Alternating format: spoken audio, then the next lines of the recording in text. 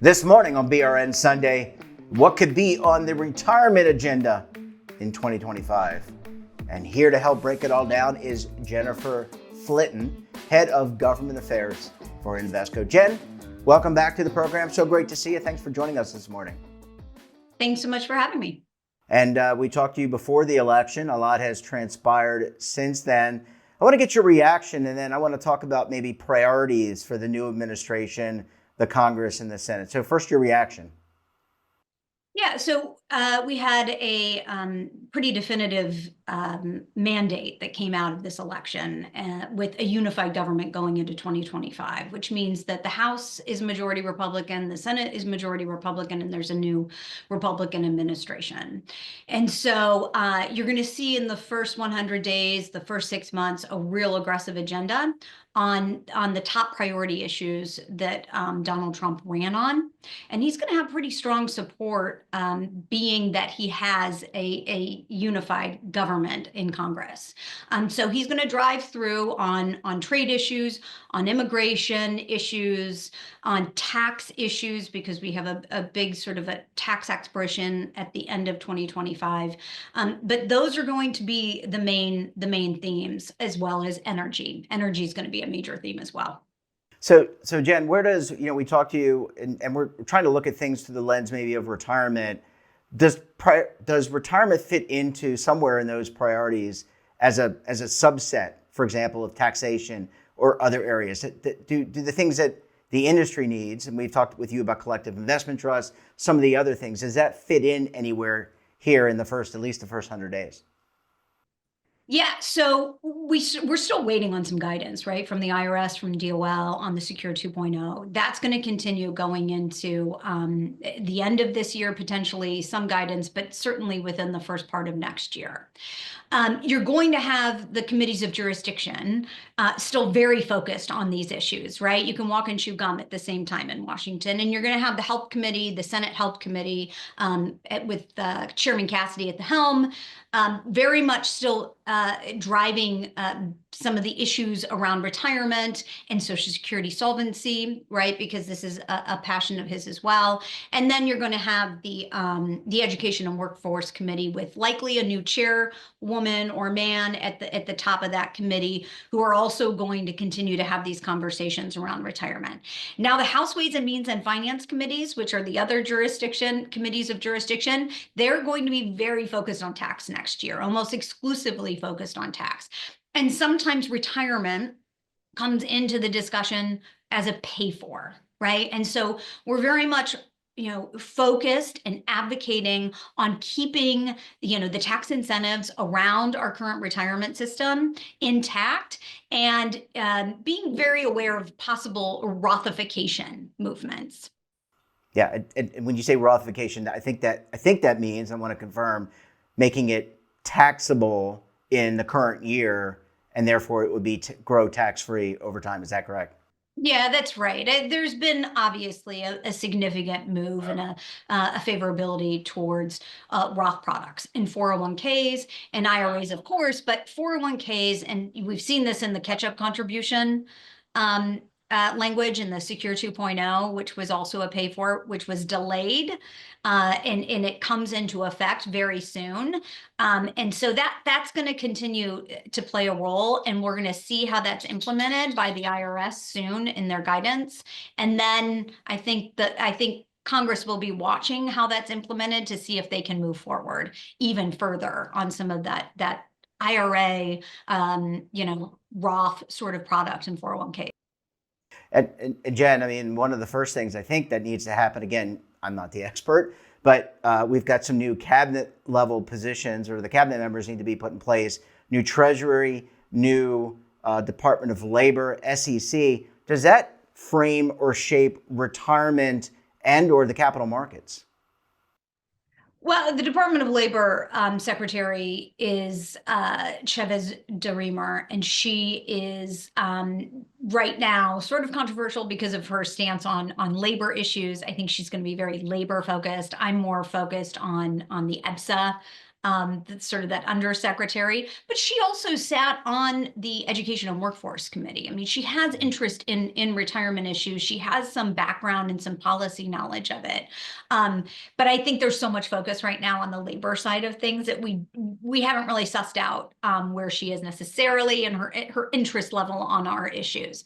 But there's going to be, as there is when you have changes of administration, there's the pendulum swings, right? And so you're going to have the Department of Labor very focused on sort of undoing some of the more controversial rules, like the fiduciary, some of the ESG rule, the factors of ESG into retirement products. That's going to be a focus of this next administration, sort of pendulum swinging back.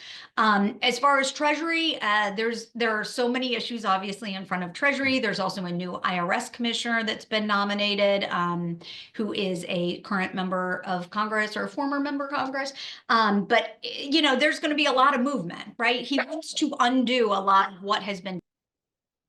Yeah, and I want to ask you about the T word, tariffs. That's something that gets bandied about, talked about. Does that have an impact at all to what we're talking about, what we talk about as an industry in terms of retirement, savings? I would imagine in some way it does because it's economic. Well, sure. I mean, I think that the sectors who are affected and how that relates in your overall investment portfolio, possibly. I think it's more the larger macro issues that are sector specific that I think tariffs play a certain role, but depending maybe on the commodities, perhaps some of the energy policy really loosening and creating greater extraction of our energy sources here in the United States. You could see some shift in maybe where you want to invest in portfolios, but in the retirement space, it's really going to be more of a focus on this tax reconciliation that's expected at some point this year. And then one position that we haven't delved into here is the new SEC chairman, and that was announced shortly ago. It's going to be Paul Atkins, who is a former SEC commissioner during the Bush administration.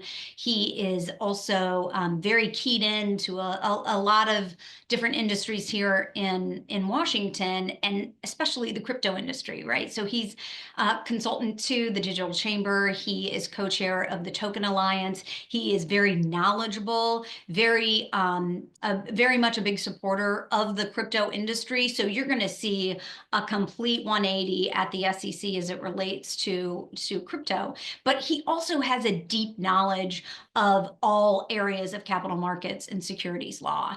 And so you're going to really see sort of a pullback from enforcement. You're going to see a big deregulatory move in areas that we're really focused on is private markets and the accredited investor definition. You're going to see a real drive to get more retail investment into the capital markets, especially since we've seen a real decrease in IPOs, and allowing retail investors to get at that ground level to see the real growth in their portfolio. So I think it's a real exciting time for the capital markets. Jen, if I could ask you a professional question, I want to get an insight, if you could share with the audience. So we've got this transition that happens January 20th. What does someone in your role do in this in-between? Is it reconnecting with colleagues on the Hill? Is it reconnecting with potential EBSA, Assistant Secretary of the Employee Benefit Security Administration? How do you spend your time getting ready for this new administration, if you don't mind sharing? Yeah, so a lot of what we do is work with our trades as an industry, right? And industry advocacy. And the trades are going in very actively talking to the transition teams.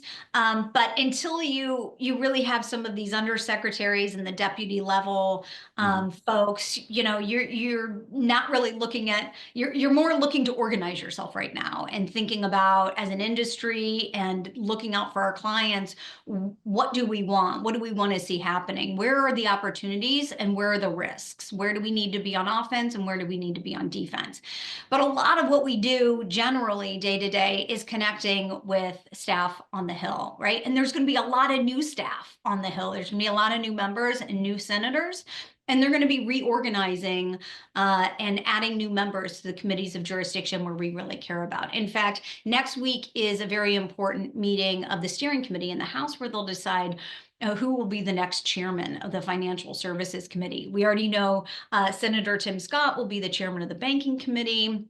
But there's a lot of opportunity here when you have unified government to get moving on some bills that we really care about that we haven't been really productive with this year. And so I think there's a lot of hope for success next year on some of the issues that we really care about. So Jen, do you track your steps to and from the Capitol and to and from the White House? I'm just curious what those. Yeah, I have my little heart monitor on here, so I know if I've hit my 10,000 of the day.